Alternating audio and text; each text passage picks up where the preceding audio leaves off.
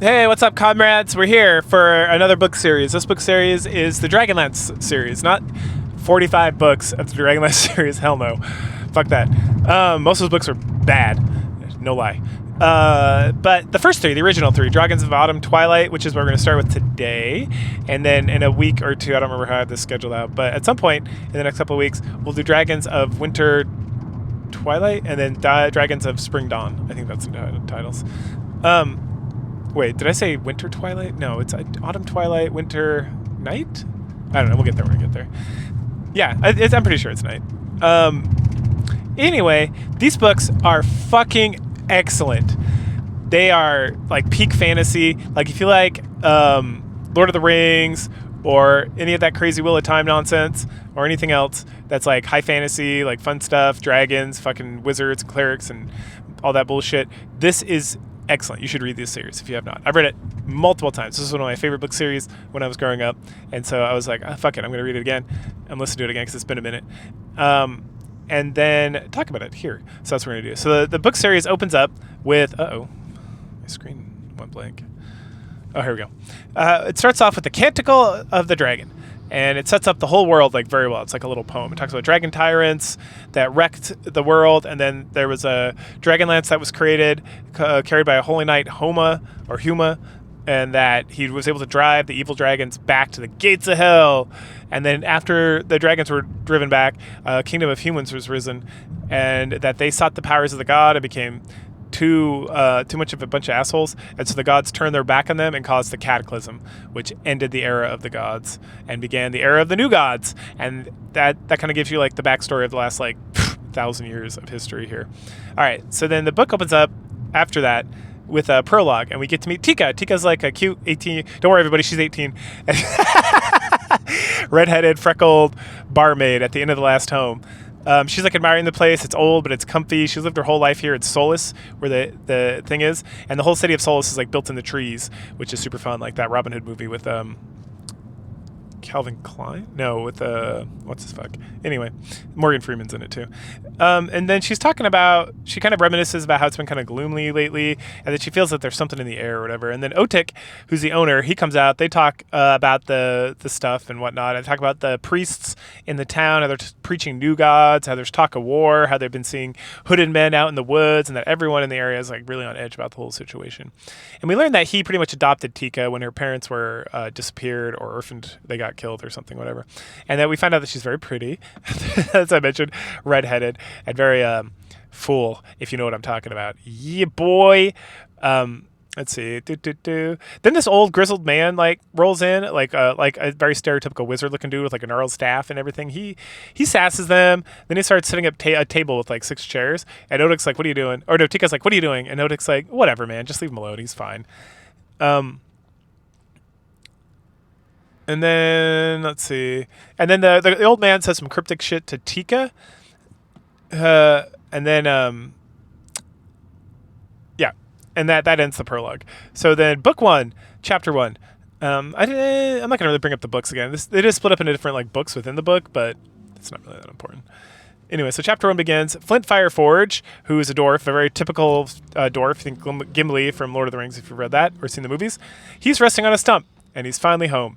He whittles a little bit, thinks about being away and what has changed since he's been gone. Then a man approaches. It's Tanis, half-elven. They chat about their quest. Clearly they've been close friends for a long time, and they're very familiar with one another. But we find out that they've both been gone for 5 years. That their whole group of like friends meandered out of there for 5 years to search for something. And then Flint like reflects about how Tanis, being a half-elf, that he was born of like rape, of violence. His mother who was an elf, was raped by some asshole guy, and that's where he comes from. So he looks like an elf, but he's got like a red beard or an auburn beard or something. And then they kind of talk about like the recent travels have not been too friendly.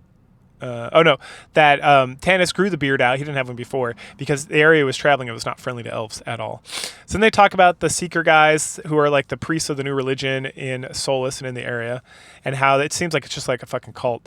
And then Flint makes a comment about it being not a cult but an inquisition. And then he's like, all right, well, let's get up and head over to Solus. So they head up on their way. On their way, they get accosted by some mysterious figure who ends up being Tasselhoff. Tasselhoff's a Kinder. Kinders are like more childlike and more mischievous hobbits, if you will. Like they're not like plump like the hobbits are, and they love to travel, unlike the hobbits. They're kind of like opposite hobbits, but they're still like considered like within the same realm of like diminutive like humans who are more childlike and kind of like have simpler things going on. And one of the things about Kinder is that they like to wanderlust and they like to find random shit. And when they say find, it's actually they like to steal shit. They also have these sweet staffs with like it's almost like a spear with like a sling on the back, so they can do like a swinging thing and use it as like a ranged weapon. But then if someone gets close, they can use it as like a pointed staff. I think is how it's generally described and how it's generally used. Called a hoopik. Anyways, they joke around a little bit and like he's one of the companions that left for like the 5-year quest, and Kinder are like it's childlike is not even. It's like they're like manic pixie dream girls. Where they're just like, oh, let's go do this. Oh, let's go about that. They have like no fear, so they can literally stand in front of a dragon, which in this world like emanate fear, and just be like, ooh, dragon. That's fun. I want to touch its face. So they're very delightful, and Tassoff is written as like the best kind of comedic relief, and like kind of like these books get pretty heavy with stuff. Like obviously we're talking about rape and it's the first chapter. So the Tassoff tends to be there to like lighten the mood a little bit here and there. And there's some other creatures that kind of fill the same function. So it's not just like harsh the whole way through. And then at that point they get accousted again by this hobgoblin guy with his like goblin minions. And he is like the new marshal of the area of Solus. And he's a real asshole and he's super fatopotamus. So when he mentions that he's the marshal and he's a hobgoblin, Flint's like, fuck you, and like spits on the ground because he hates goblins a lot. And obviously, why wouldn't Dwarf hate goblins? Then he says something about a blue crystal staff that they're looking for, and then tells the goblins to capture them and see if they have the staff and then kill them if not. And so the goblins get absolutely demolished by the trio here. And then the friends are like, fucking goblins, what's going on here? And I was like, I don't know, let's go find out, let's head. And so then they head into Solace at that juncture. Thus, the companions head over to the inn of the last home, where Tika works from like the prologue or whatever. They run into several acquaintances, specifically the ones that are important are Caramoon and Raceland. They're twins that Tannis and Flint kind of helped raise into being like adults when they were younger. They got abandoned by their parents. There's like some shady story about that. There's a little book about it. It's actually decent, I guess. But we don't learn that much about it in this story, to be honest. Anyway, so Caramoon is a warrior. He's like super big and super strong, and then Raceland's like a weak-ass wizard, right? I mean, he's a fantastic wizard, but he's like weak and frail, and that's like a whole part of his character. At this point, Raceland's wearing the red robes of neutrality, and we learn a tiny little bit about the magic system in this world. And I'm going to tell you more because I played the shit out of Dragonlance when I was playing Dungeons & Dragons back in like the 80s. But so in Kryn, which is where this story takes place, there's 3 realms of magic. There's evil, neutral, and good based on the alignment system. And black is for evil, obviously, white is for good, and then red is for neutral. So he's a neutral mage, right? Which is to like nobody's surprise, I guess. And then the bigger shocker is that his eyes have been replaced with golden hourglasses instead of pupils. And he says some cryptic shit about the Tower of Magic, about the test, and about how he constantly sees everything dying because of this vision, and that it almost killed him, and that he had to sacrifice something great. And then when he talks about that, Caramoon is like, it's kind of pale, and Tannis is like, I should ask more about that later. Anyway, he also got a sweet dragon staff, which is fucking fantastic. And then he was told that his power will change the course of history. Tika comes up, and they all are like, who the fuck are you? And it's like, I'm Tika, you don't know me, you assholes. And she's like, they're like, oh, you were like a tiny little girl when we left. She was like 14 years old, bro. Anyway, but she's apparently completely unrecognizable, which makes sense. I mean, a 14-year-old girl to like a 19-year-old girl, especially one who like plumps up in the chesticles, is going to be like dramatically different looking. So that's fun. At that point, she hands a letter to Tannis and says, hey, this came in. Tannis looks at it and mentions that Kitiara is not going to be there. And then they start talking about how the promise has been broken, or the pact has been broken. And Flint makes an odd comment about it being a bad omen. Not an odd. He's like, ooh, he's a negative Nancy. It's pretty much what we're learning here. That leads us into chapter 3. So they get settled, and soon we see Sturm, who's the last member of their party because Kitiara is not going to be there. He comes in with these 2 barbarians dressed in furs. Sturm talks to him for a little bit, and then they separate. Sturm is dressed like to the nines in like plate mail of like the Knights of Solamnia. And the Knights of Solamnia are the organization that was established by Huma from like Huma's the guy from the opening little poem story. And they're like kind of like the paladins of this world, if you will, if you're familiar with any kind of Dungeons & Dragons lore or whatever. They're like holy knights, or they're not really holy. They're just like a knightly order that is heavily invested in protecting the weak and doing all this stuff. And people kind of look negatively on the Knights of Solamnia because there was like some corruption and they did some shady shit, and it kind of the whole order came into like disrepair and whatnot. So some people give him a dirty look, but others see him and nod and whatnot. When he sits down, Tanis inquires about Kitiara because him and Kitiara are like left together, and he's like, I don't know, that Kitiara and I split like years ago when I headed off to like Solamnia to check on the knighthood of my father and whatnot, and she went and did her thing. So I have no idea what happened to her. And then they talk about how she's a mercenary, so the only reason she would have broken an oath, like they all promised to come back here, was because she made like a greater oath. And since she's a mercenary, she might have sworn herself to some other lord and whatnot. And so they start talking about Sturm's quest, about finding his father and stuff, and he gets like super sketchy super quick. They talk about his sword, which is like a super nice 2-handed sword, and he talks about how it'll never be broke until I am broken, like it'll last forever. And then the old man from the prologue, who's like telling a story by the campfire to some kids, he kind of finishes up his story, and someone asks him about like the gods, like the old gods, and he's like, she knows about the old gods, and points right at Goldmoon. Goldmoon is the barbarian lady who's with like Riverwind, who's the barbarian guy. At that point, he pulls like a lute out of like nowhere, and asks her to sing her song. And so she does, and then the High Theocrat gets like super mad. He's the guy who's in charge of like this new religion here, and he's a super asshole. He's the one who sent like the hobgoblins out to find the blue crystal staff and stuff. He calls her out for heresy because the song speaks about the true gods, right? And he's all about these new fake gods. And so he goes to like arrest her or accost her or something, and then Riverwind like pushes him off, and he falls into the large hearth into the fire. At that point, Tasselhoff runs up and he picks up a staff on the ground and to like beat the fire off of the Theocrat, and instead of beating it off, the staff glows blue, like blue crystal. Oh, there it is, blue crystal staff, and it heals him instead. And everyone's like, because in this world, healing magic hasn't been seen in like since the days of the Cataclysm, because the only way you'd have true healing magic is through the power of the gods. And so then the High Theocrat calls for it to be retrieved, and then he like burns himself some more because that evil magic like healed him, and he's a crazy lunatic. And so at this point, because Tasselhoff is there and Flint and whatnot, they all get pulled into like the barbarians like with these guys. And then they're like, we got to get the fuck out of here. And Tika's like, come on, I'll get you guys out of here. Like, people are like moving and trying to like, there's people who are with the Theocrat, people are not. And there's like a bar brawl and all this stuff. And he's like calling for the guards, and it gets like really chaotic and whatnot. And so as they're fleeing out of there, the old man gives Tanis like a little winky potamus. He's like, tee, and giggles to himself. Tanis like, the fuck. So then Tika takes them through the kitchens down. So they take a rope down to like the ground level, and then they run over to Tika's place where they're gonna like hide out for a while. And then they head over to Tika's place, and when they get there, they have a little conversation about the staff and about the healing powers of it, and Goldmoon has like no idea what just happened, which is just in chapter 4. There's more conversation about the staff. Rayson decides he's going to do an experiment to make sure it's a holy staff, so he reaches out for it, touches it, and burns himself. And because, he's not good, he's neutral. And that was a big thing back in Dungeons & Dragons back in the day. Silly D&D nonsense. Anyway, so they talk about sitting here and laying low and whatnot. And then they hear some goblins. They're going house to house, checking houses. But they also hear that, like, we're not going to, like, waste time busting in the doors. We don't want to cause any problems or have anyone do anything or whatnot. And Tanis like, that's great. And then they all look at the door, and the door's, like, slightly ajar. And it's like, the fuck? It's And so they have this plan. So Raceland just sits there in the middle of the room looking old and wizened, even though he's, like, I don't know, 22 years old or something. And the goblins come in, and then Caramoon like kills him immediately. And it's like, oh, time to flee. We got to get the fuck out of here. And so they talk with the barbarians about where they're headed. They want to head to Haven because maybe there'll be some people there who can explain the staff and help them out and whatnot. And then the rest of which is the town to the south, if I remember correctly. And the companions will travel with them for a bit, but Tanis wants to go north because he hears there's rumors of war up north, and he wants to see what's going on.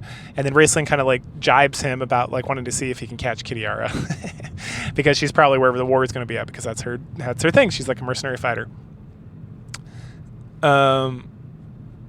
And then they trash up the place a little bit to make it look like the goblins got into a scuffle, and that Tika, to make sure that Tika doesn't get like pulled into like this whole bullshit nonsense as being blamed for like being involved with them and their like unrighteousness or whatever bullshit. Chapter 5 starts, and the decision that is made is that they got to take a boat across Crystalmore Lake to escape out of there, and that they're going to hide in some caves overnight because there's nothing else they can really do. And so Tasselhoff and Tanis have a little conversation about that. Tasselhoff like runs off to quote unquote requisition a boat. And then Tanis and Storm talk about dealing with Flint, because Flint is like deathly afraid of the water because of some incident in which him and Caramoon got knocked into the water and almost drowned or something because of Caramoon. And then Storm's like, wait, how are we going to get across the thing? And Tanis is like, don't worry about it. And he's like, are we going to steal a boat? Because he's like a morally upstanding young man and whatnot. And he looks down heavily upon thievery. It's good stuff. Finally, Storm's like, all right, fine, we can do the boat thing. I'm not happy about it. And part of the reason why he does that is because they start to see torches coming towards them through the trees. Like, obviously, the search continues to find them and whatnot. But Flint, on the other hand, absolutely refuses to get in a boat and go. He said, fuck it, I'm going to stay and I'll fight or I'll die or whatever. And so they'll get to the lake, they'll get on the boat. And it's like quite like a shenanigans adventure, trying to get people on the boat, like throwing people in the boat, carrying people in the boat, lots of shenanigans. And then they're like, all right, let's go. And then finally Flint's like, wait, and he comes running at the boat because fucking he doesn't want to die. The goblins come through the trees and start firing arrows and whatnot. Tanis starts firing back. The companions eventually get Flint onto the boat, and he's like petrified out of his mind, and they take off. The goblins continue to fire at them, but then Raistlin puts like a sleep spell on them so they can ride off. At that point, Goldmoon looks up into the sky, and she's like horrified, and then Raistlin looks up as well, and they're like, what's wrong? And he's like, the constellation of the Dark Queen Taxis and the hero Huma are gone. And then they're like, what does that mean? And he's like, that means Taxis has come to the world of Kryn. So it starts to rain, because of course it does. They end up landing on the other side of Crystalmore Lake, and they find a little cavern where they can set up camp. So they go in there, and then they get into like a back and forth conversation about honor and about trust between like Sturm and Riverwind and all this stuff. And then the Mel Barbarian, he starts breaking down a bit,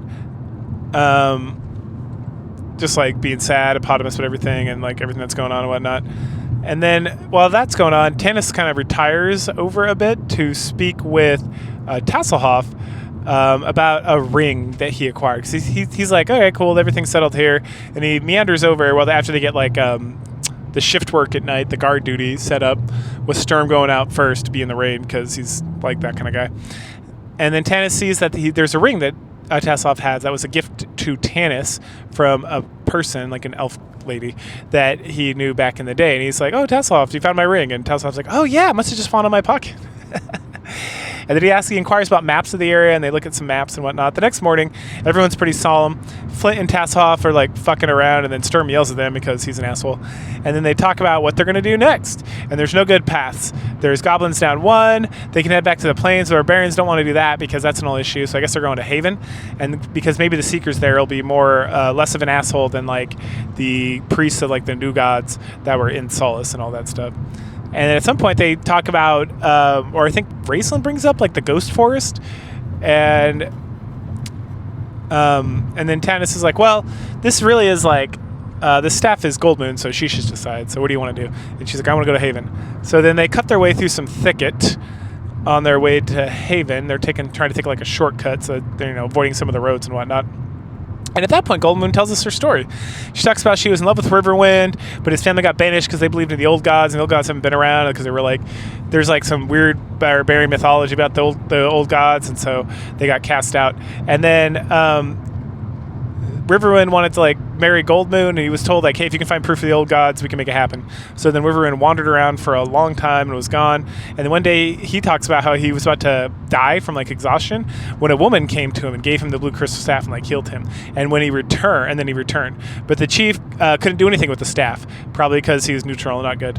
And so he ordered Riverwind to be stoned. And while Riverwind was being stoned, Goldmoon ran over and like covered him and got stoned a little bit too. And then the staff like teleported them away to near Solace, where Sturm found them. And at that juncture, Tanis and Riverwind talk about him being a half-elf and what it means to be a half-elf, and because Riverwind says some like real racist, offensive shit to him about it. And then at that point, they stop their walking through the woods because they notice it is like very fucking quiet. So they hide, and Tasslehoff gets sent off to do some recon. And at some juncture, they see some like strange clerics carrying like a cart along. And so Sturm's like, oh, let me go talk to these guys. I hate this sneaking around bullshit. So he goes up there, and then Tasslehoff comes back. It's like, I got a lot of concerns about this whole situation, which is foreboding because Kender usually give no fucks about anything. So the fact that he has concerns means there's like something really wrong, especially because they can't feel fear. Let's see. And when they talk about fear, it's like, it's not even just like, oh, the dragon's fear. It's like, no, Kender have like no anxiety. Like they do not feel the emotion of fear and anxiety. So the fact that he's like, oh, this seems kind of concerning. Tanis is like, what? So Sturm goes up and he banters with these like strange-looking clerics, and they talk about how there's like a blue crystal staff they're looking for because it's going to heal their companion. And then Goldmoon's like, I have to help. And Tanis is like, no. And then Goldmoon like runs out, and everyone's like, fuck. And the battle commences immediately because, of course, these clerics are actually Draconians. Oh, Lord. And that some of them got wings. Nice. So Sturm gets hurt and almost loses his sword, and Tassel has to like go in and get it for him from like this battle. Flint loses his axe at some point because when they strike down these Draconians, they turn into stone. And then they turn into dust, so then you can get your weapon out, but like immediately your weapon's stuck and it's kind of like fuck. And then Raceland tries to cast a spell, but they clearly also have a resistance to magic. But we learn later that the resistance has to be like activated. So if they don't know what's going on, it's not as strong, or it's not strong at all, which is interesting. So they defeat the first group, finally, and then they hear like rushing from other sides of the road, and there's like more of them coming in. So like, fuck, we gotta head south. So they head south and run through this woods. And then at some point, Raceland's like, oh, it's the dark forest or whatever with the undead supposedly. And Tanis is like, oh, I'm not worried about it. I know a game path that can get us through. We'll be okay. And as they're running along, Sturm starts to like lose it because he was pretty badly injured and he's got like a loss of blood. And he starts having like a delirium about like his past, how he remembers like growing up as like a son of a Solamnic knight, how his father sent him and his mother away to protect them from all the prejudice that was going down, and then eventually they ended up in Solace.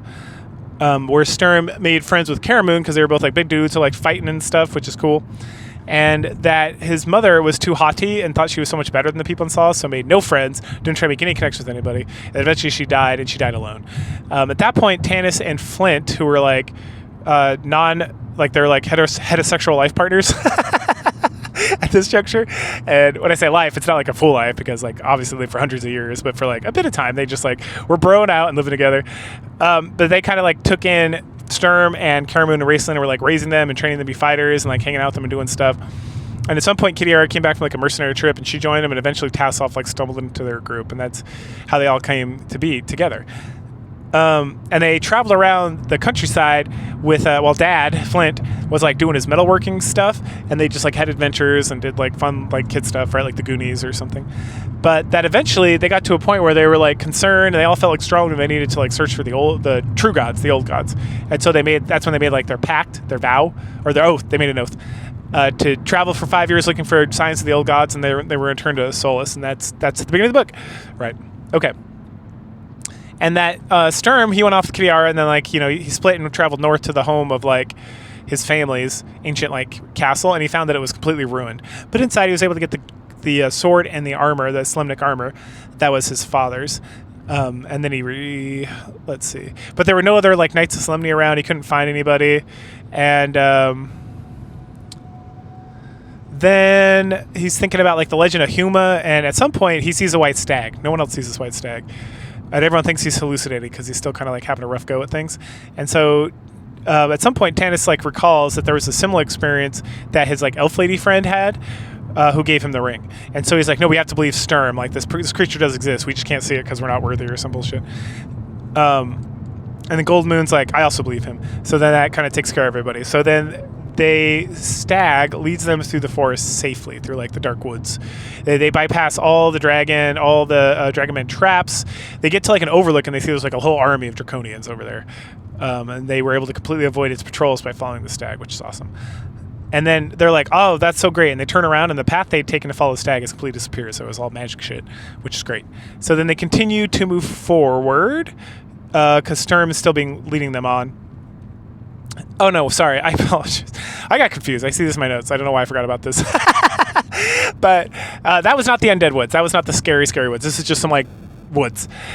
So then they get to, like, a big clearing, and then the other side of the clearing is, or, like, this open plain area, is, like, the skeleton or undead wooded place. And Sturm or whatever sees the Stag go in there, and he's like, all right, buddy, let's go. And Raceland's like, there's a lot of undead there, and they're totally going to kill us and whatnot. And everyone's like, well, what are you going to fucking do, YOLO?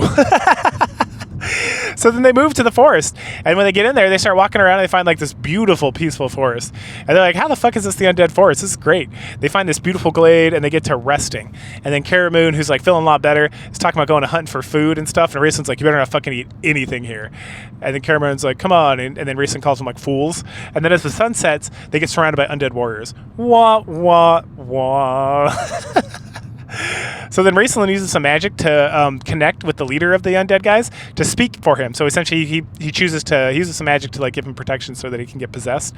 And so the warrior leader talks about how they're all oath breakers and they got stuck in these woods because they broke like their oath to like protect something, and they like ran off. And so now they're stuck here forever. And after sharing this riveting tale of betrayal and lost honor and all that stuff, the undead leader takes Raceland's hand and kind of leads them further into the forest. The companions are like, fuck. So they continue going as well. And then eventually they just disappear, and Raceland gets like his body back. And they're like, huh. And then a bunch of centaurs roll up. And they're like, we are going to take you to the master of the forest. And they're like, we don't want to go. And they're like, you will come or you will die. And they're like, okay, I guess we're going. Ah, goodness.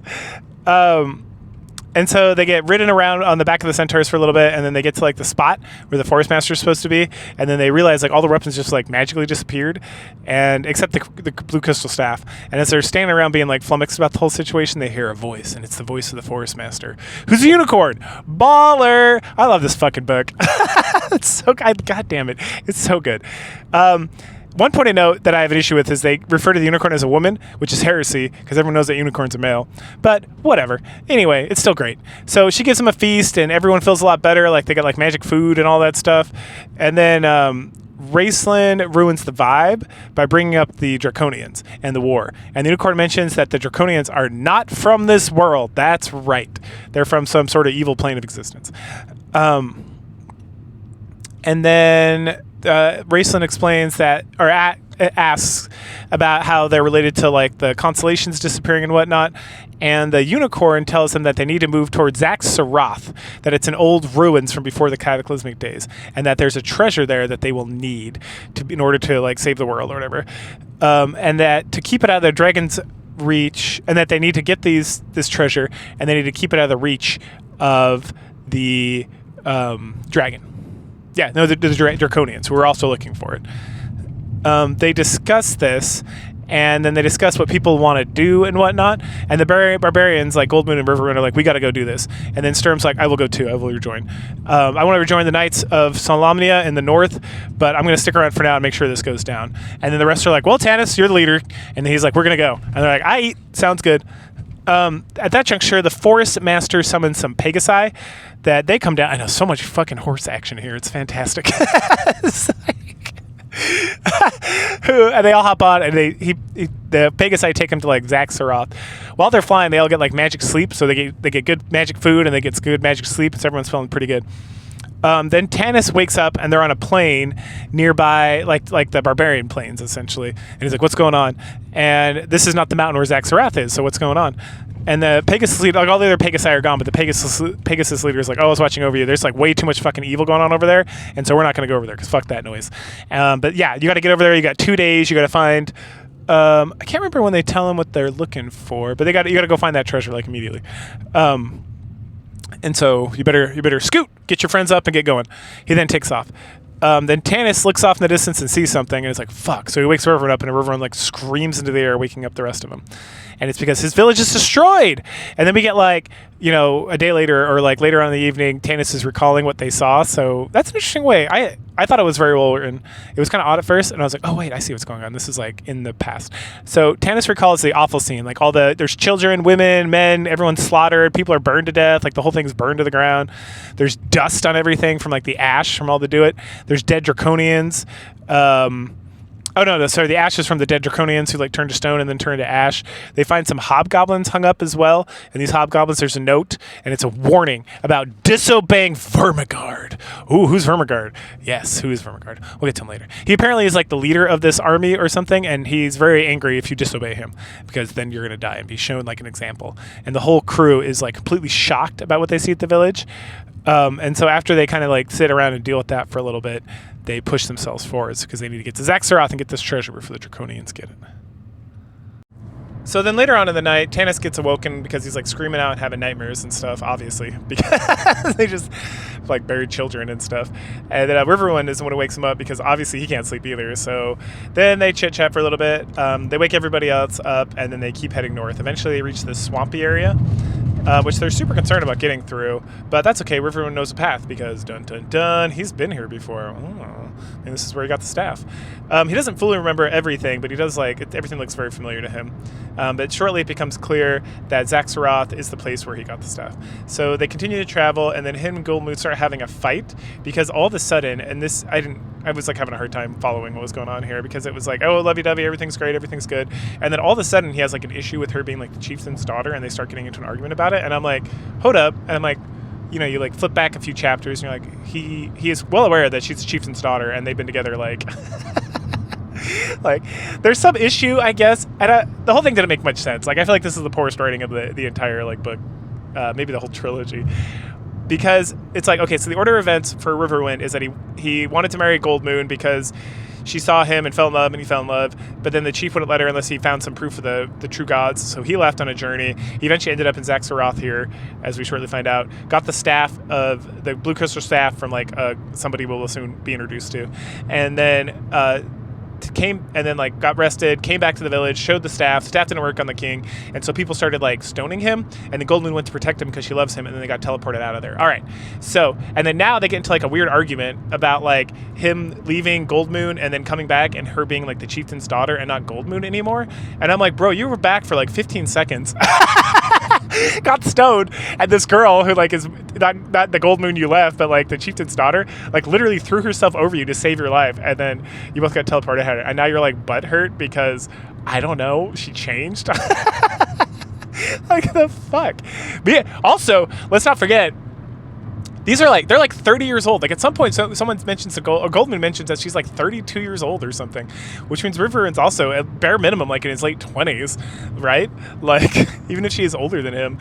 And then I guess he was gone for like a super long time because we also get stories about how she like ruled, like her father got sick, and so she was like essentially the chief of the village, and she was doing all this stuff like leading war bands and stuff. And I'm like, how long was this motherfucker gone for? Right? At the same time, he was back for like 14 minutes. Like, what are you so concerned with? Anyway, so I was just like, what? It was pretty petty. Like, I was like, the fuck? But this whole argument, I guess it's there to like put everybody in a sour mood. Again, it's like, unless I am not following, and I've read this book multiple times, this part always kind of sticks to me. It's like, I don't understand why they're fighting. It seems really like stupid. Anyway, and so Tanis is trying to figure out a way to cheer everyone up. So he gets Tassel to take Flint some booze, and he's like, just drink a little bit. So they drink a lot, obviously.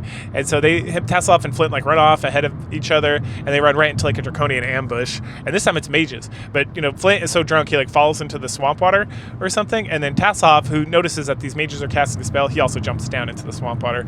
And then everyone else before they can stop it, once they like catch up and see what's going on, they get put to sleep and they get captured. All right, so then Tasselhoff drags Flint out of the water, and after they leave, and make sure he's okay, whatever. And so then they track the Draconians down to their camp, and they're like, holy shit, there's a black dragon here. But it's like also not a black dragon because they're not like super afraid. They're just like, oh, that's interesting. And there's also a ton of Draconians. And at this point, we switch back over to Tanis and crew.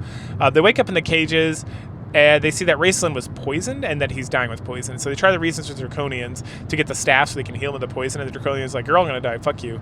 And so Caramon's like, I had enough of this shit. So he breaks out of the cages, and he gets grabbed. And the Draconians are about to kill him when the Black Dragon speaks. And all the Draconians are like, holy shit. Usually the Black Dragon only speaks when the High Priest is here. What the fuck's going on? And he tells them, and then we find out that he went to inform Vermigard about the staff, how they got the staff. And so Caramon wants to fight the dragon. And the dragon's like, let him be, let's do this. And then back over at the cages, Flint releases the companions. And he's like, oh, the dragon's fake. It's like paper mache or something. Tassoff is running it. And so they all sneak out. They kill some Draconians. They get all their stuff, including the staff, so Gold Moon can heal Raceland. And then they start killing Draconians, and then the fight goes south, and Dragon lands on the fire in the middle of like the camp, and they have to like cut off the head and pull Tassoff out before he gets burned alive. And then the Draconians are like losing their shit because like their god, the Black Dragon, is like burning to death in front of them, and so they run away in fear. And the companions like, all right, time to go. So they exit out the to the south, and as they come closer to Pax Sarath, Riverwind again like, oh, I recognize this, and he starts feeling like super terrible and horrible. Something horrible is here, and he doesn't know what it is, but it's awful. And then they find an obelisk, and Raceland starts to read it when they see a Draconian near a well, and the Draconian's like, whoa. And he jumps inside the well, obviously to go warn somebody. So Tassoff runs up to see if he can like hit him with his like hoe pick or whatever. And the ground shakes, and then the well begins to break, and the whole ground like breaks as like something is coming up out of the earth. And Tassoff starts to fall into the hole, but then Riverwind saves him. And then a black dragon flies up, and he's like, the staff, or she's like, the staff. I think it's a woman dragon. She's like, the staff. This is going to make me in good terms with Vermigard again. And so she casts like a giant swath of like the darkness magic, and then spews acid, which hits Riverwood directly and like completely destroys him. Storm goes up to like end his misery, but Gold Moon and Raceland stop him. And the reason why is because Gold Moon found a temple. So when the darkness happened, before the darkness happened, we get 20 minutes ago, Gold Moon is like, well, Raceland's trying to interpret the obelisk or whatever. Gold Moon feels like a pool. And so she heads over to this like temple that's sitting there, and it's the temple of the goddess of healing, Mishikal. And she talks to Mishikal, and she tells her that there are records below that are guarded by a dragon, and that she needs to get them. And that if she can bring them up here, she will teach Gold Moon how to be a cleric, Mishikal. And then in the statue there, she puts the staff in like its arms, and it charges the staff, so it gets like all its charges back, because Dungeon Dragons logic. And then Riverwind, it's hot. She goes out to summon him. Oh, okay. So then she's like, oh, I gotta go. She hears Wyvern scream out, and so she runs out, and Tatis is like, oh, lady, stay back here. We don't want to see your dead boyfriend or whatever. And she's like, let me see. Bring him to me. And so they bring him over, and she heals him completely.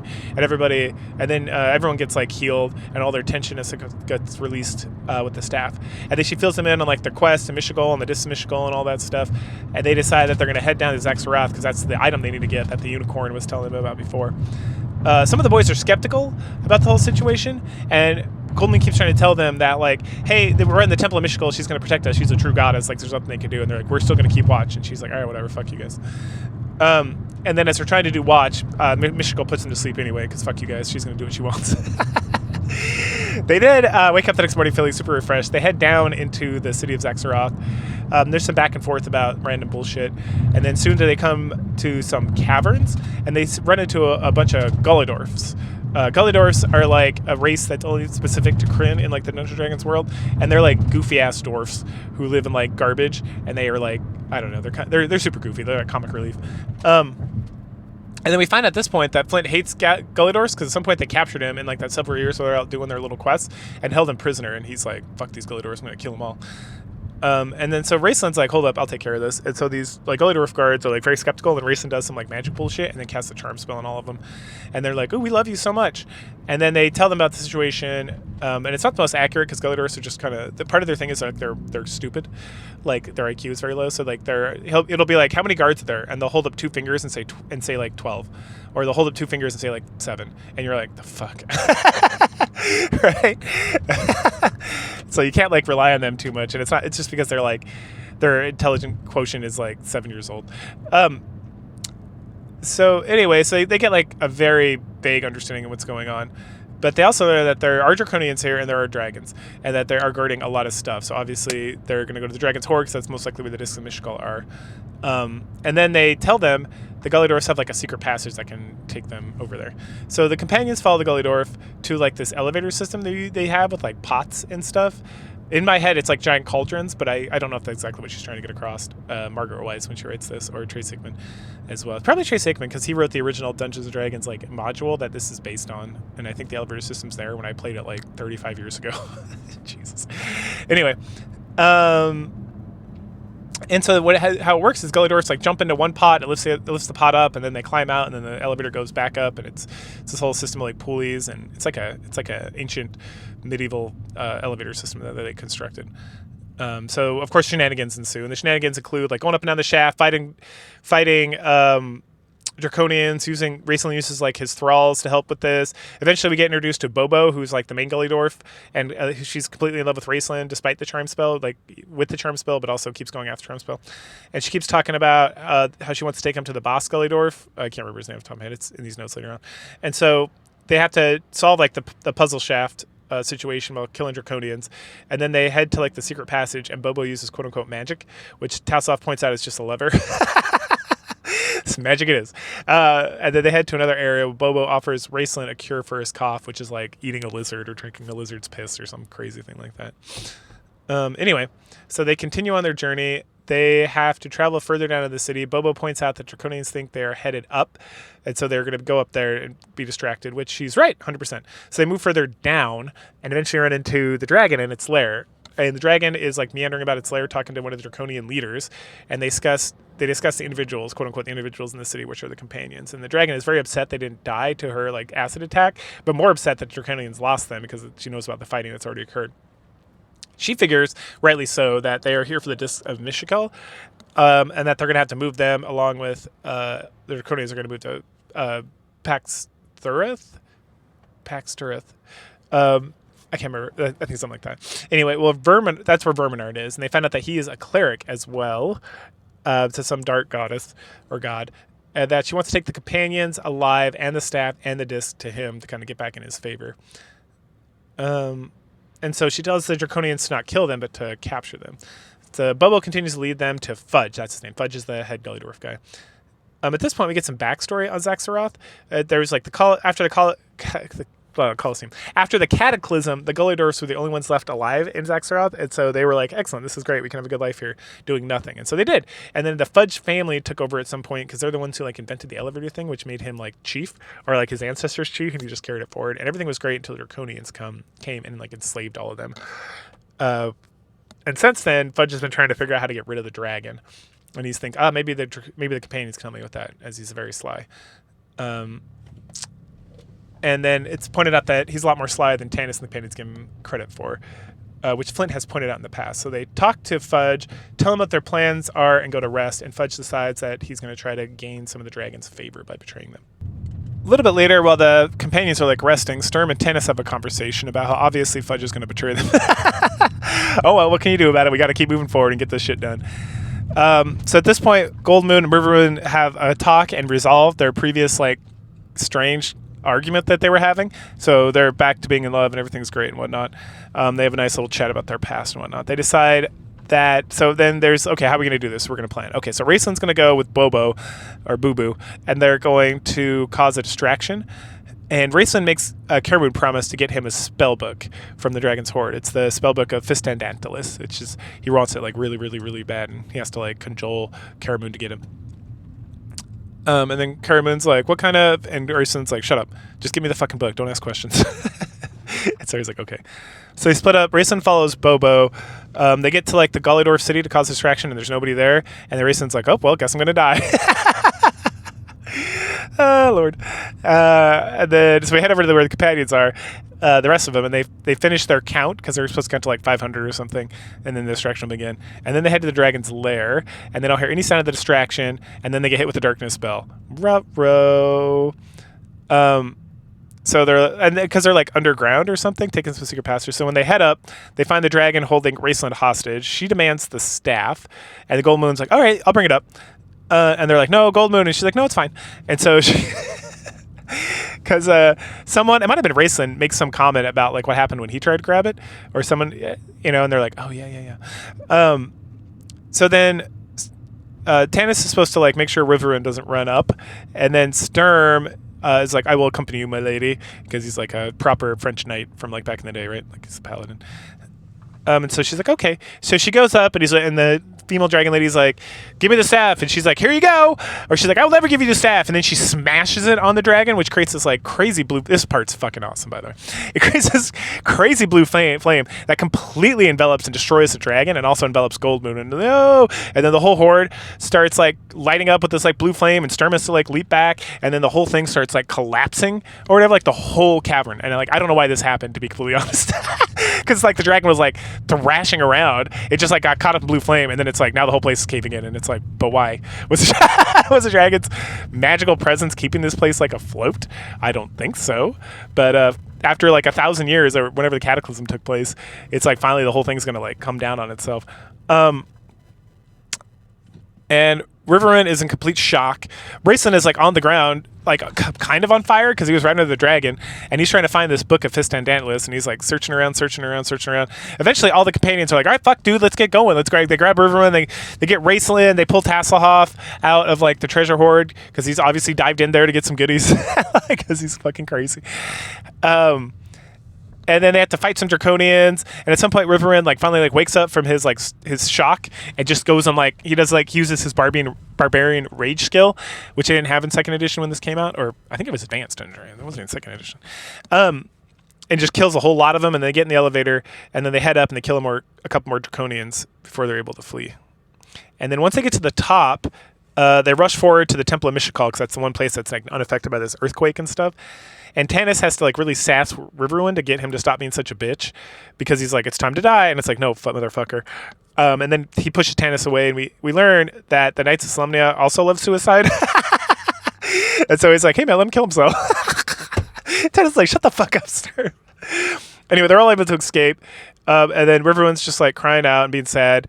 Oh no, Riverwind runs into the temple, and then you hear him cry. So Tanis is like, fuck. And so they run up, and the reason Riverwind cried out is because Goldmoon's on the altar of Mishakal, and she's fine, and now she's a cleric. She's like learned everything, so everything worked out great. But she mentions that she is not the leader who's going to inspire people and bring back the old gods, that they have to find someone else to do that she's just like a simple cleric. So then they rest in the temple and figure out their next step. Meanwhile, Raceland is speaking with Bobo. He's trying to convince her to like go back to her people because he wants her to be safe, because like for the first time in his entire life, he actually cares about somebody who's not him. Because Bobo is like such a pure creature. And so he like convinces her to go. I think he uses some compulsion magic as well to get her to go and be safe. But before she goes, she's like, I got a gift for you. And she hands over the spell book of Fistandantilus. And he's like, the fuck did you get this? This is amazing. And she's like, oh, it's in the Dragon Horde. So I grabbed it. And he's like, you're the best. You're my favorite. You're the best person ever, Bobo. Thank you. And he's like this close away from like giving her what she truly wants, which is his love. But he can't because he's kind of a monster. At that point, Boo Boo leaves, and then before Raceland can truly enjoy like the gift that he was given, he looks up off in the distance, and he's like, Tanis, wake up! And they both look in the direction of Solus, which is on fire. And that ends book one. It's like book one within Dragons of Autumn Twilight, not like the whole book. So part one, we'll just call it part one. That makes more. It's less confusing. All right, so now we enter book two. I don't know why things do this. It kind of drives me nuts. But we're still in Dragons of Autumn Twilight, as I mentioned very shortly ago. But now it is part two, or book two. So now chapter one of book two starts, and we're head back to Solus with Tika. She kind of does like the sad recap of like, okay, so what happened? How did Solus get captured, right? So they're like, in the end of the last home, there's a blacksmith shop, and like one other place that the Draconians did not burn to the ground. So the Draconians, what happened is they showed up. They're like, hey, we just want to be peaceful with you guys. The High Theocrat was like, yeah, sounds good. And then they burned the whole fucking place down, captured all the people, killed people who like resisted. They almost burned the inn down. They like lit the kitchen on fire, but then they were able to put it out. And the Draconians like it because they can go there and like grab ass with some of the waitresses. And then they can also partake of mead and like food and kind of be assholes, right? And Tika's pretty grateful about this whole situation because it's like the one thing keeping her from getting the rape. Which is good, but she hates working for the Draconians. But like, what is she supposed to fucking do, right? So then, so she's serving all these like evil men and the draconians and the goblins and all these people from this bad stuff when this group of cloaked gentlemen and a woman come in, which is obviously the companions, but this is from like Tika's point of view. At some point Tika like runs up and kisses Karaman, and he's like, hell yeah, I'm horny as shit now. And then they chat for a bit. Then Tika kind of fills him in on everything that we learned about the capture of Solus. Tasselhoff sees a cloaked man approach them, and the draconians like trip him for sport, and they find out it's an elf, and they're going to kill him because like the order from Verminard is to kill all the elves and whatnot. So then the companions jump into the fray and help save the elf. They kill a whole bunch of them, but then like the whole place gets surrounded by goblins, and so they have to surrender. And Raceland casts a magic spell on all their stuff so the goblins don't fuck around with it, and including like the hobgoblin guy from before, just like Thurgmaster Marshall's Thudge or something, I don't know. Anyway, so they leave the stuff alone, I guess, but then put it in a cart eventually because that happens. So this part doesn't make a whole lot of sense. But and then they get put in cages so that they can be taken out of there. So the companions are in the cages, and they're just hanging out in the wagon on these cages in the back of wagons, like the middle of town. Rayson looks like he's gonna die as usual. Sturm is super depressed. We find out that this elf, his name is Gilthanas, and that he grew up with Tanis, and that he's actually like Gilthanas. Tanis and Gilthanas are cousins because the mother of Tanis that got raped is the sister of the Speaker of the Sun, who is Gilthanas' father. And so after she killed herself, the Speaker of the Sun took Tanis in under his home and like raised him. And so they're like brothers, but they're literal cousins. And the cousin thing like never comes up that I can recall. They keep referring to him as like, my father adopted you, and it's like, yeah, because we're family, you asshole. Like. Like sometimes it's like, I don't understand why my father would ever take you in. It's like, because I'm his nephew, you piece of shit. Anyway, that doesn't really come up here. It's like, there's not a lot of, they don't go real hard in the paint with like the bastard son and all that kind of stuff, but whatever. Anyway, so Gilthanas is like kind of a prince. Now they don't have like, the Speaker of the Sun is not like the king. He's kind of like an elected official, but he's an elected official for like hundreds of years, it seems. Or he's like designated by like the High Council of like the Gold Elves or whatever they're fucking called in this. I don't remember what they're called in Kryn. But back in Advanced Dungeons & Dragons days, there's like different kinds of there's different kinds of everything. There's like hill dwarfs, mountain dwarfs, and other dwarfs, and there's like halflings and kinder, essentially. Or they call them like stallfoot. They can't call them hobbits because of lawsuits in America and stuff. But anyway, and so there's always like the high elves, the wood elves, and the like medium elves. And this is like the gold. They're called like the Qualnesty elves, the Sylvanesty elves, which are like the gold and silver. And then I don't know if there's other elves in this one. Anyway. So, there's some bad blood there because the princess, who we meet later, Lorana, she was in love with Tanis, and they kind of like hooked up or almost hooked up, and that made Gilthanas very upset because, well, in my head because they're cousins, but they also don't seem to give a fuck about incest, so whatever. And so... but then Tanis was like, I gotta go. And so he leaves, and Gilthanas very, but that's Lorana's the one who gave him the ring and stuff. So they speak about that a little bit. Then we find out that the blacksmith in town, that he was helping save the elves for just, good reasons. But then Verminard found out and for some reason, Verminard wants all the elves dead, probably just because they're, I don't know, because he's an asshole. And so at some point, the blacksmith got caught, and so he gets thrown in the cage, and he's like dying real hard. So then Goldman goes to save him with her healing magic, which she does. And then Gilthanas is like, and then shortly thereafter, the wagons get up and head out to Pax Sarkis at a Solus.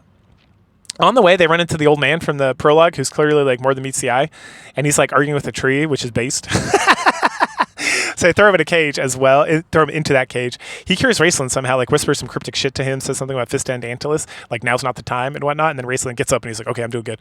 And everyone's like, the fuck? A bit later, Tessoff is bored, so he's playing pranks on everybody. They're getting sick of him, and so finally he makes friends with this Gully Dwarf that like serves some food and stuff. And so they like chit chat and whatnot. And about 4 days in, Tassoff is telling him a story when he notices that Gilthanas is acting like super strange. And it's like late in the evening, so he wakes up Tanis and is like, what's going on here? And then they hear a whole bunch of bird calls, and it's the elves. And the elves attack the caravan. So then they drive the goblins and the hobgoblins off and engage in hit-and-run tactics with draconians, and they're able to free everyone but the companions, right? Because there's a whole bunch of different cages with wagons on them. But this Gully Dwarf, I can't remember what his name is, Castian or something, he tries to flee from the whole disaster, even though Tasselhoff and him are like friends, and he's trying to get him to like open up or whatever. And at some point, Fizzman casts a fireball spell on the cage, but it doesn't work for some fucking reason because it's fucking fireball. The Gully Dwarf comes back, and because he used fireball on the lock on the cage, it like loosened it or whatever, so he's able to break the lock. And so then they all fight their way into the woods, and then they meet, I think his name's Pathos, who's Gilthanos' older brother, and Tanis' other cousin. He tells them about Gold Moon and how she can heal, and then they're like, oh, we need to go call this right now, which is up in Kingdom, which is super surprising because people are like never invited to come to Qualnest, ever, under any circumstance. So that leads us over to Qualnest, which is it's like a city built by the elves and the dwarves, and it's magnificent and beautiful, and everyone's like standing on a overlook, being like, "Wow, it's so beautiful, it's amazing, it's amazing." And then Tanis like makes some comment about like a lot of movement, and Gilthanos is like, "We're leaving. And this is the end of Qualnest," and he's like, and then as they're walking, they see the signs, like all the people packing their stuff up, people moving around, no one really being like friendly necessarily, like as friendly as elves can be. And then Gilthanos like recalls the story of how he got caught. He says they were gathering allies with the humans and stuff like that, and then they got like ambushed, and Gilthanos was able to like get away or whatever. And that Verminard came and burned them all to death with the dragon, which is super horrifying. And everyone's like, "Oh my gosh!" And they find out that Verminard is like a true cleric of like an evil god, like he's a cleric of a true evil god, true god who's evil. There you go, I did it. Then and then they go and they talk to like the Speaker of the Sun, and Gilthanos is like recalling all this stuff, and then he calls like Gold Moon forward, and then the Speaker his father, the Speaker, sees the medallion, and he freaks the fuck out. And so he's like, "Oh, take that off, you heretic," or some bullshit. And then Fizzman like steps forward and he's like, "Stop it!" And everyone like stops. And then Gold Moon like tells her story, and then the Speaker's like, "I believe you." And so he calls his daughter, who's Lorna, to come and take all the companions out to get some rest, and that explains that they're all getting ready to leave and they don't have a lot of time. And this time they don't get betrayed, right? Because they're not Gully Dwarfs. At some point, Flint gives Tanis a look because he knows exactly who Lorana is, and he knows the whole situation and whatnot, because he's like, Tanis was like hooking up with his cousin / girlfriend. And then everyone else is like gobstruck by like how beautiful Lorana is, including like Tika. No, except Tika. Even Gold Moon's like struck by how beautiful she is now. She's like a beautiful elf. She's like a stereotypical like beautiful elf. The only exception is Tika, because she's super jealous and she's kind of younger, so she doesn't have as much appreciation for just natural beauty. Right? She's got all those hormones raging. Because Caramoon is like, "Oh my goodness, you're so beautiful." And then Tasselhoff, who just doesn't give a fuck and doesn't care about women. Based. So then Lorana goes and helps them get like settled and comfortable, and then Tanis wanders off. So then Lorana follows him, and Tasselhoff decides to follow as well because Tasselhoff. But he sees them talk about their past relationship, things that are going on. Tanis says that he's still in love with Lorana, but that he's also in love with Kitiara, describes her and stuff, and so he can't like commit because his heart is like super divided. And he hands the ring back, and then she throws it and starts crying, and Tasselhoff's like, "Ooh, ring!" And so he's like, "All right, I get what's going on here. I don't need to listen anymore. I'm bored with this bullshit." So later on, Gilthanos wakes Tanis up, and he's like, "Hey, bro, we need to get moving." And then he's like, "Thanks, Tanis, for like breaking Lorana's heart so that she would stop, like she would get over him and whatnot." And then Tanis is like, "Yeah, I guess." And he's like, "No, I appreciate it. Thank you for being honest, not leading her on unnecessarily and like lying to her." And he's like, "You got it, cousin." All right, so now we have the saddest banquet of all time. Because they're going to throw a banquet for the return of the old gods and for the companions being safe and Gilthanos returning and whatnot. But then everyone's like sadapotamous because they have to leave their city, and then there's no meat here, so Caramon's like all sadapotamous about it. And the only two people seeming to have a good time are Fizzman and Tasselhoff, are just like best friends forever now, and they're just like laughing and doing all this stuff. And so the companions start talking about how Verminard is preparing to invade Qualinesti, and how he's gathering his army, and how they're over in Paxarchus, and also that he's made slaves out of all the males they've taken from like Haven and Solus and the surrounding areas and whatnot. And then they discuss how they're keeping the women and children separate as hostages. So the plan that Gilthanos has is that if they free the women and children, the men will be willing to revolt, because the reason they're not willing to revolt is because their women and children are in danger.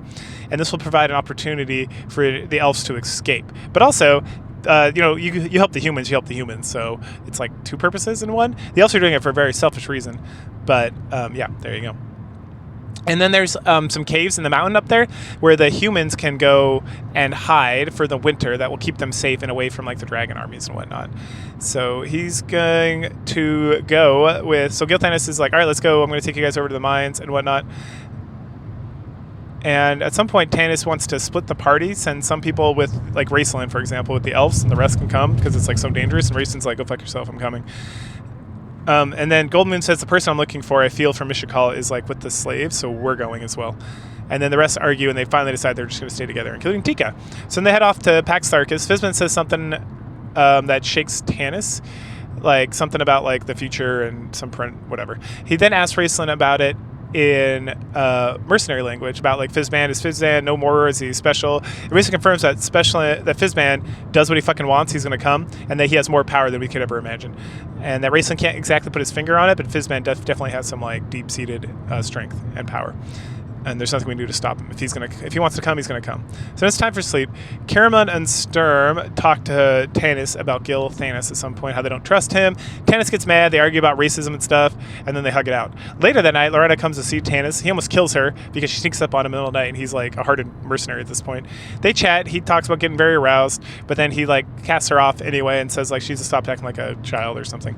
And then on her way back to her room, she determines that she's going to follow after them and she's going to prove her strength to Tanis and whatnot. So the next day they leave Kolonesti after getting resupplied and rearmed. Tika gets Gil Thanos' mother's gear, like some armor and like a sword and shield and stuff. Sturm talks some more about how he's really concerned and suspicious of Gil Thanos and what's going on with that. At some point, Fezbad mentions that they're being followed, so Sturm takes the rear guard. And then confirms later to Tanis that, yeah, they are being followed.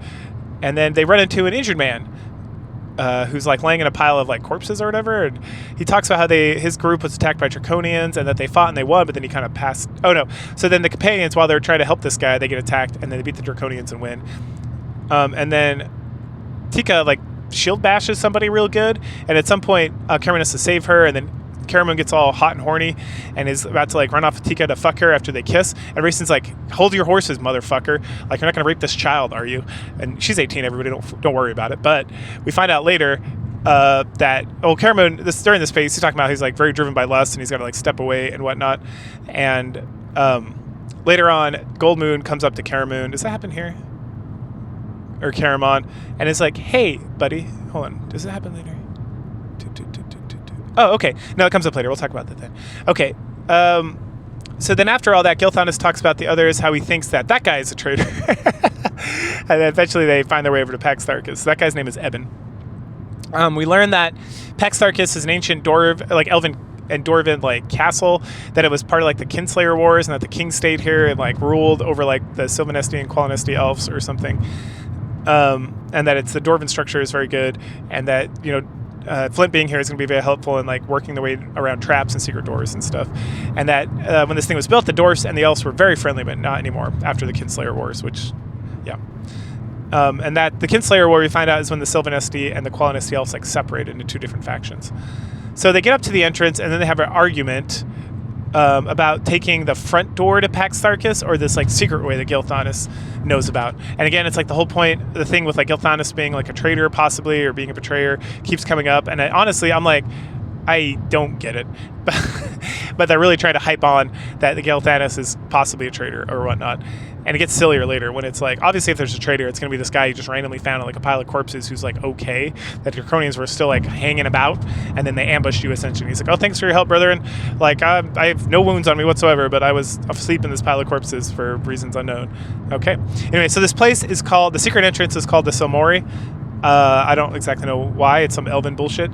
So they use a crystal that Gil Thanos happens to have that helps them like unlock the secret entrance, and so they get inside. At some point, Storm's like, hey, maybe we should set a trap for this person following us. And Tana's like, that's a good idea. So when the door's about to shut, they like stop it from shutting at the last moment with enough room for somebody to like sneak on in. And then they head inside and they set a watch so they can rest. And during which, Goldmoon goes up to Caramon and she tells him that Tika is a virgin and that he's probably used to like wenches and whores and stuff. And for some reason, Caramoon's like, oh, I thought Tika was like banging dudes all the time. And Goldmoon's like, gross, no. You didn't bring it down a notch, homie. And then she mentions that she is also a virgin still, even though she's like 30 fucking years old, because that is the way of her people, because they're Mormon. Just like Tracy Hickman, which like based, I guess. Anyway, the next day, they had like a branching path. They can go left or right. And one of the ways, Raceland's like, that's super evil. And Fizban's like, oh yeah, I feel good that way. And they're like, well, let's just take this other path. And so they head in there and they find this throne to this old elven king, and he's got like an enchanted sword. And then they get attacked by like a slug monster. Oh no, it's slug monsters. That may seem like nothing, but in Dungeons & Dragons Advanced Edition, it is like, those things are hard as shit because they have like a lot of life, and they like have magic acid, and they like will eat you up and all this crazy stuff. Anyway, it acids at Tanis like real good, like eating up his armor and his weapon and whatnot. And then Lorana shows up, and it turns out that dun dun dun, she was the one following them. And then Tanis is like falling back, drawing the slug to him, and then like the skeleton of like the elf king like hands him his magic sword, and he's able to use that to like hurt the slug and drive it away, but not kill it. They then retreat back up to the fork, and they're like, fuck that slime, let's go this way, or the slug. So then they decide to go down the other way. And then they get into like an argument with Lorana about she needs to go home.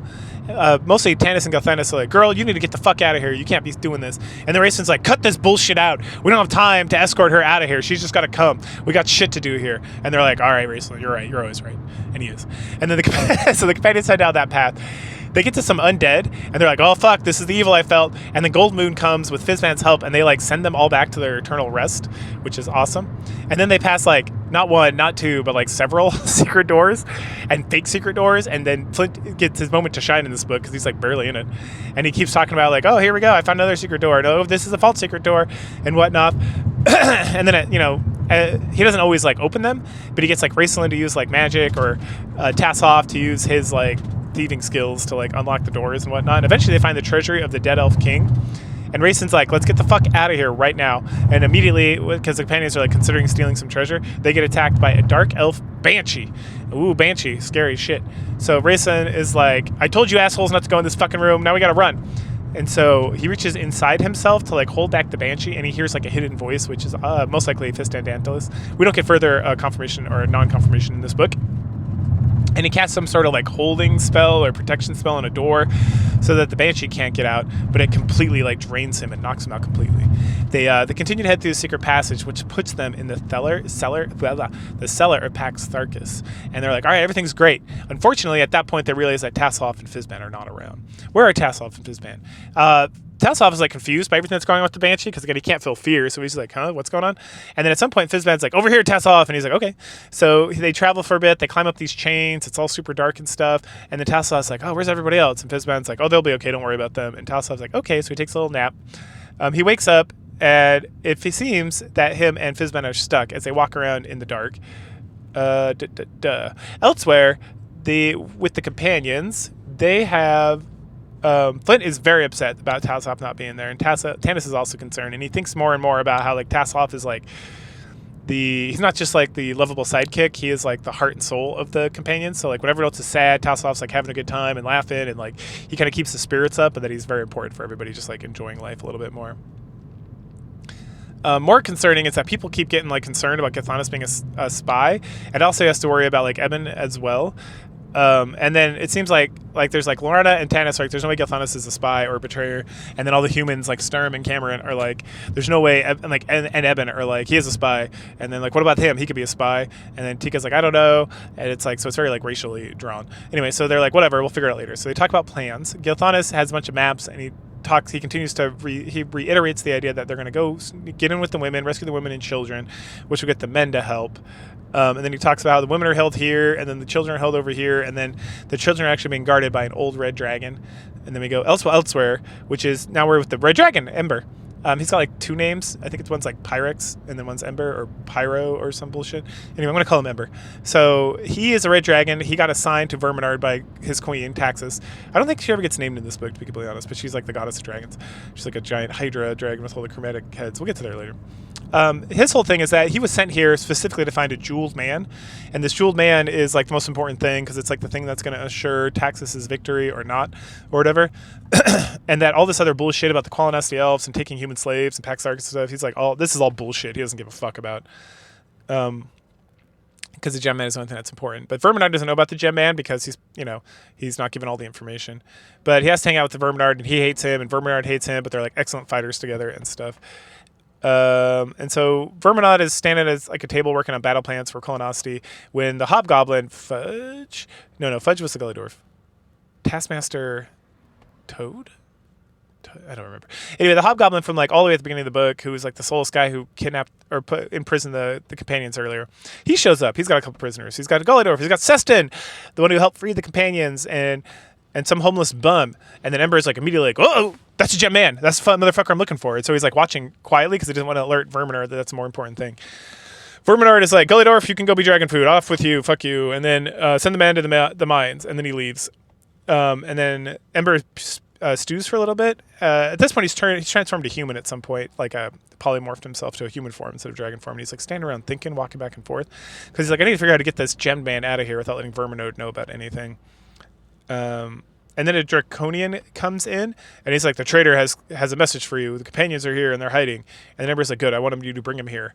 And he's like, oh, also, don't tell Verminard. And the Draconian's like, my lord? And he's like, don't tell fucking Verminard, you asshole. Do what I tell you. And he's like, yes, my lord. The companions, meanwhile, have found their way to the women's prison. And I guess there's two parts of the women's prisons. There's like the place where they rape the women and the place where they don't rape the women, which is this part, I guess. It doesn't say that, but it's like kind of implied, I guess. So they have a plan. They're going to dress up like women, and then they're going to go... that way they can move around Pax Sarkis without being seen. And they're going to go talk to the men about the plan, and then they're going to go and like rescue the children and the women, and then the men will revolt, and they're going to take care of everything. Everything's going to be great.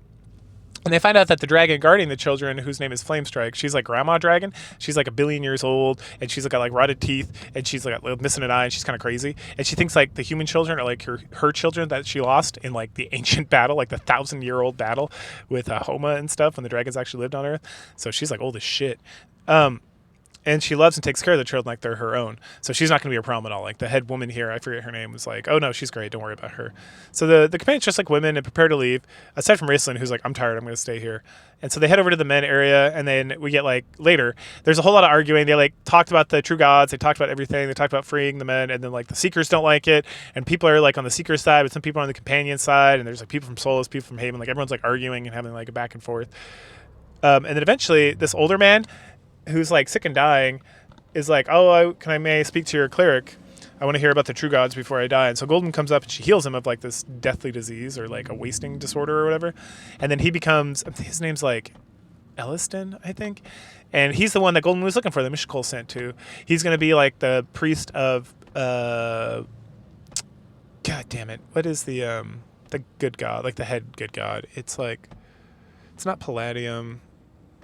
It's like Paladin, like Paladin. I think it's Paladin.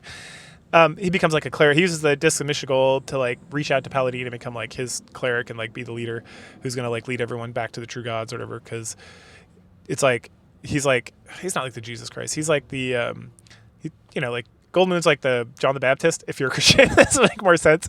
And then Ellistin here is like the Jesus. Like he's the one that was Golden Moon's preparing the way for him to come to teach about the true gods and bring everyone back under the worship of the true gods, to come out of apostasy and what that stuff. So again, very Mormon kind of mythology tied into this whole thing. If you've ever read like Ender's Game, you're gonna pull a lot of this too, because he's also LDS. Or Brandon Sanderson has a lot of that shit like sprinkled everywhere as well. So you can see the connections. I'm Mormon too, so it's very obvious to me. But so they move quietly. Let's see, older man. Okay, Okay, so meanwhile, Tassoff and Fizban have found a way out, and they're moving quietly. And there's like a cute little light, and there's like some shenanigans with the light, like not listening to Fizban and whatever. And eventually they find Ember and his treasure, and they see that the goblins have brought him the Gullidorf. And Ember's like, I'm not gonna fucking eat that thing. Just throw it over there. And the Gullidorf's like very scared and laying in the corner. And then they see the betrayer come in. And once Tassoff sees the betrayer from all the way up in like their high vantage point over where the dragon's hoard is, he makes like a squealing noise, like Wah! And the dragon Ember is like, huh? Fuck it, whatever, I don't care about that. Anyway, so he talks to the betrayer for a little bit about the companion's plan, and then the betrayer's like, I want to tell Verminard, and Ember's like, no, I'll take care of it, don't worry about it. More importantly, we got to get the Gemstone Man, because apparently the betrayer is aware of this Gemstone Man situation, and he's like, I need you to go get him and bring him to me. And then that's going to be what Taxus actually wants. So Verminard can figure out his own shit. He's not involved with this, so you better not tell him shit about anything. And then the betrayer leaves. At that point, Tassoff apologizes to Fizban, and Fizban's like, it's all right, don't worry about it. And then they have like a kind of a sad conversation where Tassoff's like, I don't know what to do. Because Fizban's like, what do you want to do next? And Tassoff's like, I don't know, man. Like, I'm not really a big plan kind of guy. And like, yada, yada, yada. And then he's like, well, my dad always told me that like Kender are made for like little things, and that little things are like what make all the big things go through. So like, I think the only thing with the little thing we can work on right now is rescuing Seston. And Fizban's like, your father is a very wise man. And then we get like a side commentary It's like so something about like, oh yes, Fizban or Tassov's dad didn't see him after he was like born at this age, and he will never see him again because that's how kinder are or something. And it's like, the fuck.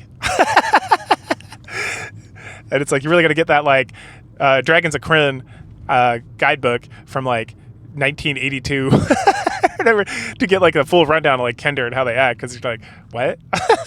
There's like no explanation in this book about the whole Kender thing. But essentially, because I've read all this shit and I love Dragonlance, I used to own all these fucking books, is that Kender they're like stuck with the wanderlust. Like, I've heard people refer to them as like having ADHD, and as someone who specializes in neurodevelopmental disorders, they do not have ADHD by any stretch of the imagination. What they have is they just have a drive to meander and to wander, and then they have like extreme kleptomania. Like those are the two things they have. And so like they don't really have any ties or connections to people or things. Like, they do, but at the same time, the desire to wander and travel is like is way stronger. So they're not going to ever like settle down. I think at some point, if I remember correctly, they'll get to like an age and they find like a partner, and then they kind of settle down. But if they're not at that age, then they will still wander, or like then they wander again and they do like the final wandering, and their lifespan is pretty short, if I remember correctly. Like they max out at like age 50 or something. You'd have to go back. You probably like find it on some SRD or something like that, the exact information, or just ask ChatGPT. I'm sure ChatGPT knows and can look it up real quick, give you a pretty accurate answer. Anyway, so they're going to rescue Seston. So meanwhile, the companions are arguing about the betrayal some more. And for some reason, instead of just being Gilthanas and Eben, they're arguing about who could be the betrayer. Raceland gets pulled into it, and Raceland's like, what the fuck? Like, literally, he's like, fuck you guys. Like, no joke. I was like that too, because someone's like, oh yeah, what about Raceland? And everyone looks at him and he's like, the fuck? Where have you been this whole time? And he's like, here. What the fuck is wrong with you people? Like, I was like, the hell, what? Anyway, then we focus back up, and then it's like dropped kind of, because then Gilthanas and Eben like argue some more. They both have like points about why they can't be the betrayer or whatever, and then Tanis is like, fuck it, shut the fuck up, it's time to go. So they all dress up and head to the children. There's a guards there that shouldn't be there, so they kill them, and then they move in. Meanwhile, Tassov gets Fizban to bring Seston up using like a levitation spell or whatever. And when he finally gets up there, Verminoid comes in. He starts yelling at Ember. They argue for a little bit, and they both get quiet because they see something floating down from the ceiling, and it's Fizban's hat. And Tassov's like, "Fuck." And then Verminoid's like, "Go capture them." And then Ember's like, "Oh no. I forgot about those guys. I heard the whole thing about the Gemstone Man. I got to kill them." So then he chases them all around the place, and he's like burning stuff up, and Fizban and Seston and Tassov like running away, and they're running, and they get to like a certain place, and then Ember like blasts the shit out of it, and he's like, good, they're dead, or so he thinks.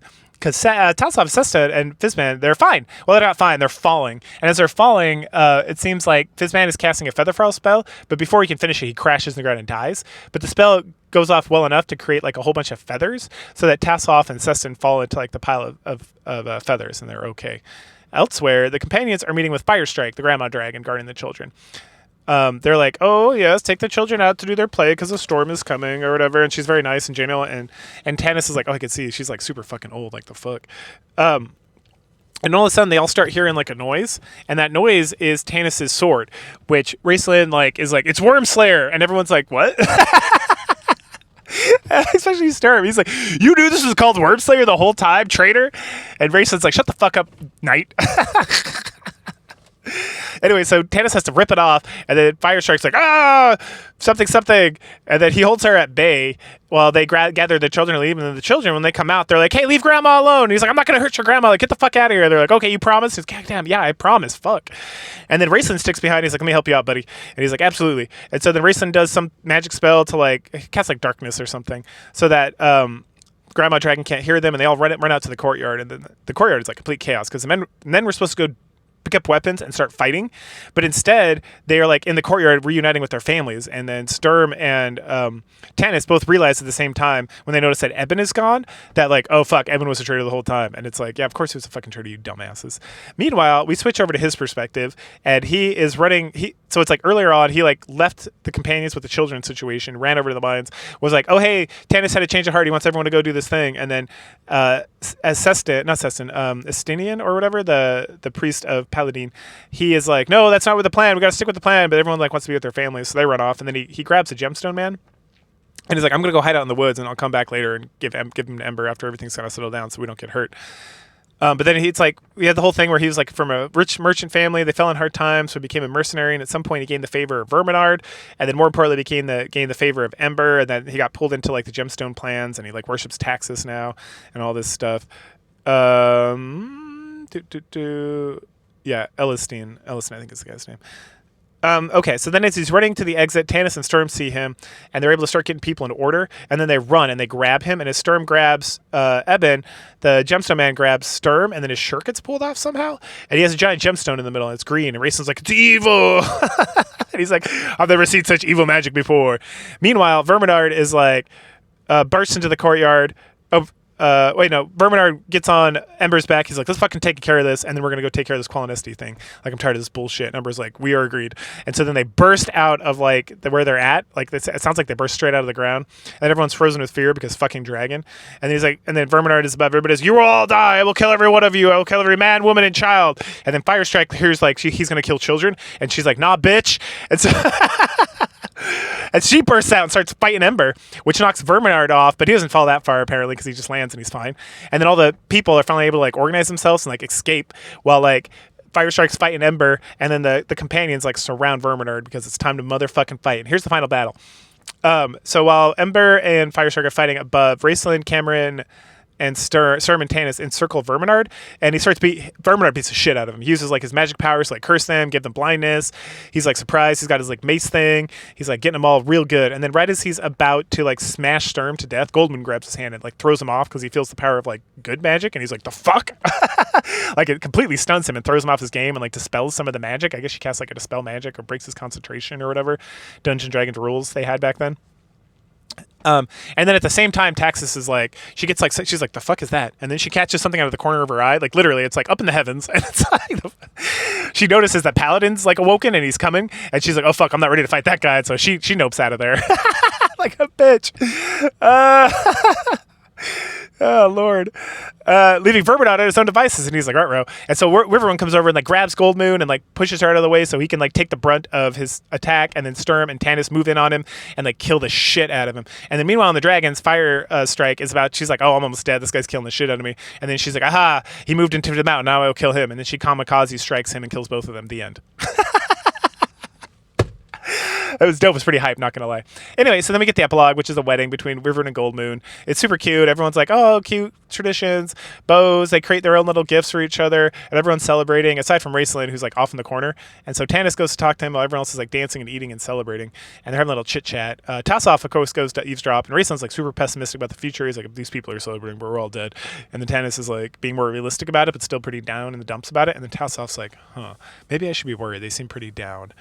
And if we're going to win, or if this is all in vain or whatnot. And that's the end of like the story. That's the end of the epilogue. But then we get like the poem or the song of Homa, and it just tells us more information about him from like the beginning.